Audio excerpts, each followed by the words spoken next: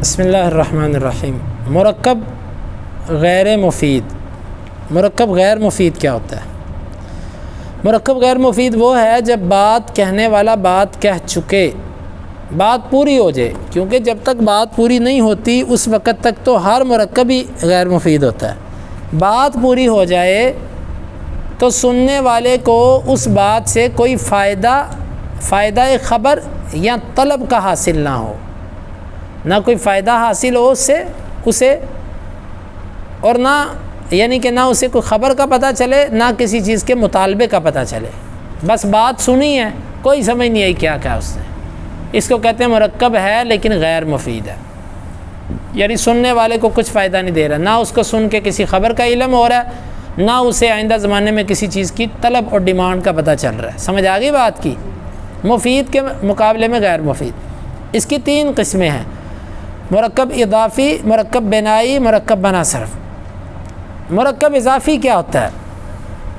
مرکب اضافی وہ ہے جس میں ایک اسم کی اضافت کسے کہتے ہیں؟ نسبت کو، ایک چیز کی دوسری کی طرف نسبت کر دینا اضافت کہلاتا ہے۔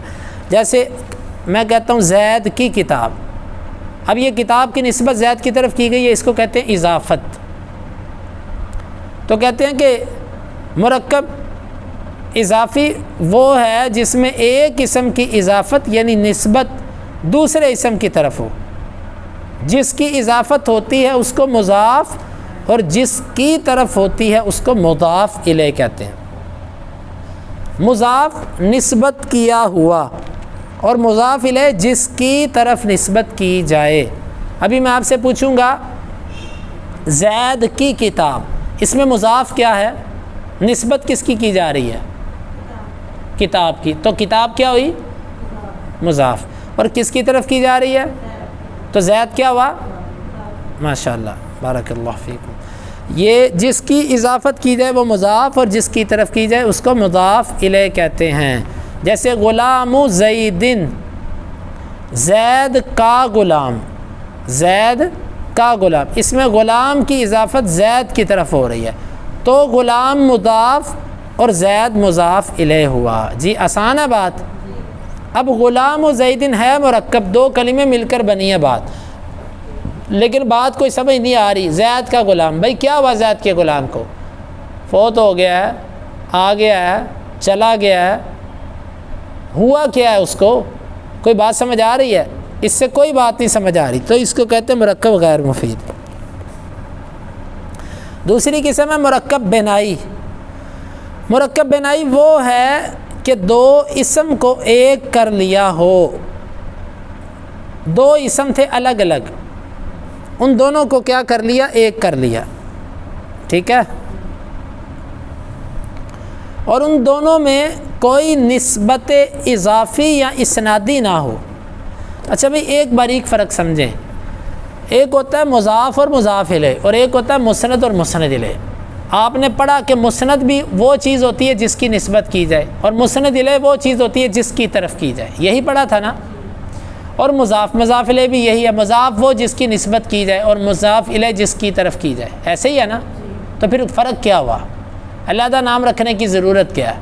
تو جواب اس کا یہ ہے کہ جب ایک چیز کی دوسرے کی طرف نسبت کریں اور بات پوری طرح سمجھ آ جائے تو اس نسبت کو کہتے ہیں مسند مسند الیہ، نسبت اسنادی، مسند مسند الیہ، کیونکہ بات پوری ہو گئی اور بات سمجھ آ گئی۔ اور جب ایک چیز کی نسبت دوسرے کی طرف کی جائے اور بات پوری طرح سمجھ نہ آئے تو اس نسبت کو کہتے ہیں نسبت اضافی۔ بات سمجھ آئی کہ نہیں آئی؟ چلیں ٹھیک ہے۔ تو یہ کہتا ہے کہ 2 اسم ہوں، دونوں کو ایک اسم بنا لو ملا کر، لیکن ان دونوں اسموں کا آپس میں کوئی نسبت نہ ہو، نہ آپس میں مضاف الیہ ہو نہ مسند مسند الیہ ہو، بس 2 اسم اکٹھے ہو گئے۔ نیز پہلے اسم کو دوسرے کے ساتھ ربط دینے والا کوئی حرف ہو، کوئی حرف ہو درمیان کے اندر لیکن وہ نظر نہ آ رہا ہو، جیسے احد عشرہ، احد کا مطلب ہوتا ہے 1 اور عشر کا مطلب ہوتا ہے 10، 10 اور 1 11۔ اب در حقیقت 1 الگ عدد تھا اور 10 الگ تھا، 1 اور 10 کو ملایا تو کیا بن گیا؟ 11 اور چھوٹے ہوتے ہمیں یاد ہے اچھی طرح کہ گنتی اس طرح سکھاتے تھے کہ 10 کے ساتھ 1 لگا دو تو کتنے بن گئے 11، 2 لگا دو تو کتنے بن گئے 12۔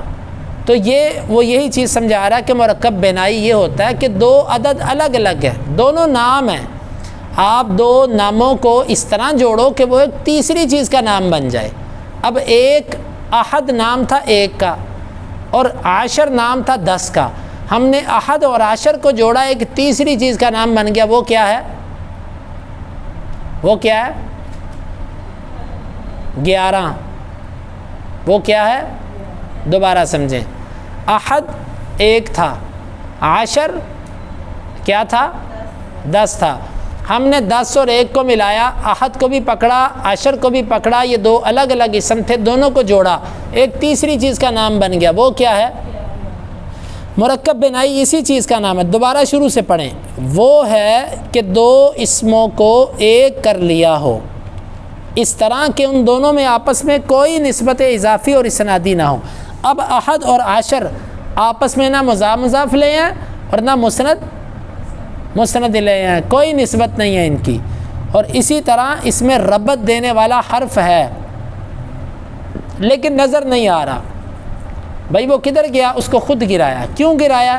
کیونکہ اگر وہ حرف نظر آئے نا تو اس سے پھر دونوں کے درمیان جدائی آئے گی، حرف جدائی پر دلالت کرتا ہے، تو ہم نے دونوں کو ایک کرنا تھا اس لیے مجبوراً حرف کو گرا دیا۔ بات سمجھ آ گئی؟ احد عشرہ، جی احد عشرہ 11 سے 19 عشرہ 19 تک۔ اب 9 کیا ہے؟ 9، اور عشر کیا ہے؟ 10۔ 9 اور 10 کو ملایا تو ایک تیسرا عدد بن گیا، کیا؟ 19۔ بارک اللہ فیکم، کہ اصل میں احد و عشر اور 9 عشر تھا، واؤ کو حذف کر کے دونوں اسموں کو ایک کر لیا ہے، واؤ کو حذف کر کے دونوں اسموں کو، اتنی بات سمجھ آئی ہے کہ نہیں؟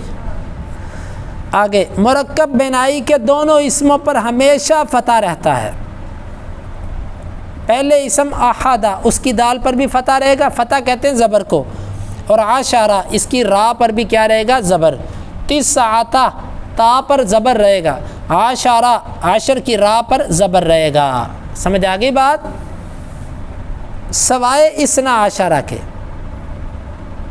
اس کے عشرہ کے اوپر تو زبر ہی رہے گی، لیکن جو اسنا ہے نا، اسنا یہ بدلتا رہتا ہے، اس کا پہلا حصہ بدلتا رہتا ہے۔ تو خلاصتاً یہ سبق، یہ والا مرکب بنائی دوبارہ سمجھیں۔ مرکب بنائی یہ ہے کہ 2 اسموں کو آپس میں ملا کر ایسا جوڑو کہ ان میں نہ نسبت اضافی ہو نہ اسنادی ہو اور ان میں ربط دینے والا کوئی حرف بھی ہو، تو اس کو کہتے ہیں مرکب بنائی۔ جیسے احد عشرہ سے 9 عشرہ، مرکب بنائی کے دونوں اسموں کے آخر پر فتح ہوتا ہے، زبر ہوتا ہے، سوائے اسنا کے کہ اسنا بدلتا رہتا ہے، عشرہ نہیں بدلتا۔ بات سمجھ آ گئی؟ آگے پڑھ لیں کہ کافی ہے؟ جی یہ تقریباً کاؤنٹنگ میں ہوتا ہے، یہ صرف اسی میں آتا ہے۔ سبحانک اللہم ربنا و بحمدک اشہد ان لا الہ الا انت استغفرک و اتوب